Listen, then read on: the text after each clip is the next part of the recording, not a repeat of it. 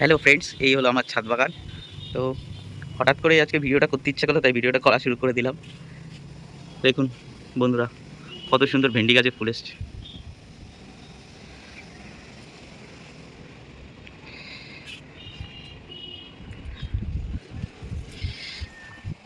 আর এই দেখুন একটা কারি পাতা গাছ। কারি পাতা গাছ আমার 3টে আছে। এটা এই গাছটারই বীজ ফেলেছিলাম এখানে, বীজ ফেলে এই গাছটাকে তুলেছি। আর এই হলো পদ্মের পুকুর। এখান থেকে সব কচুরিপানাগুলো একটু তুলে ফেলে দিতে হবে, কারণ অনেক কচুরিপানা হয়ে গেছে। আর বেডটাকে পরিষ্কার করি, আবার ইসে হয়ে যায়। এই যে রেন লিলি আছে, যে রেন লিলি প্রচুর হয় এখানে। ঘাস নেই, ঘাসের থেকে বেশি রেন লিলি। রেন লিলি ফুলটা দেখতে সুন্দর লাগে, কিন্তু যখন হয় না, যে টবে লাগাবেন সেই টব পুরো ভরিয়ে দেবে। আগে আমার খুব ভালো লাগতো, এখন মাঝে মাঝে বিরক্ত লাগে। এত পরিমাণে হয়, আর যতই গাছ কাটি না কেন, ভেতরে তলা একটা পেঁয়াজের মতন অংশ থাকে, মেন মূলটা, ওখান থেকে আবার হবে। ওই মূলটা অনেকটা মাটির গভীরে ঢুকে যায়, আর ওটাকে তোলা খুব মুশকিল। ওই বর্ষাকালে দেখতে ভালো লাগে, জঙ্গল ঘাস হওয়া থেকে, তখন ফুলগুলো ভালো লাগে, কিন্তু এমনি সময় খুব বিরক্ত লাগে।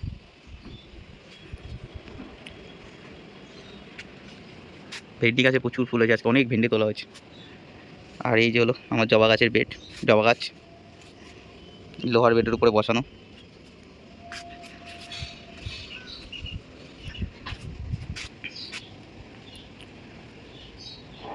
এটা হলো আকন্দ ফুল গাছ। একটা টামে দু কালারেরই আছে, এই একটা কালার আর এই যে সাদা কালারের আকন্দ, দু কালার আছে। এটা একটা নীল কালার, একটা সাদা কালার। এই সাদা কালার প্রচুর ফুটে আছে। এই পাশেও ভেন্ডি গাছ। আর পদ্মের চৌবাচ্চার পাশে এই যে বিলেতি ধনে পাতা লাগিয়েছি। 3টে গাছ লাগিয়েছিলাম, একসাথে দুটো, আর এই পাশে একটা। এই পাশেরটা মরে গেছে, এই দুটো বেঁচে গেছে, দেখা যায়। আর এই এই টাবটার মধ্যে পুদিনা পাতা লাগিয়েছি।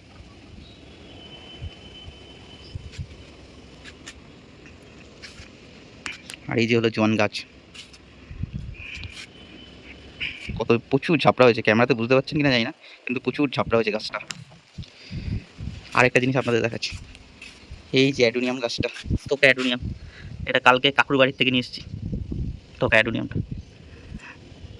ফুলটা দেখুন কত সুন্দর।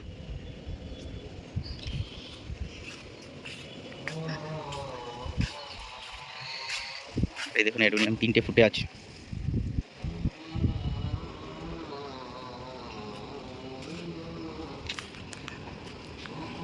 এই যে বড় শিউলি গাছটা আমার।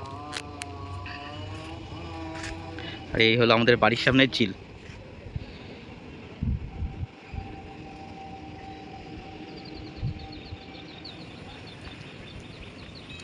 গরমে বৃষ্টি কম হচ্ছে, তো গরমে গাছগুলোর অবস্থা খুব খারাপ হয়ে যাচ্ছে।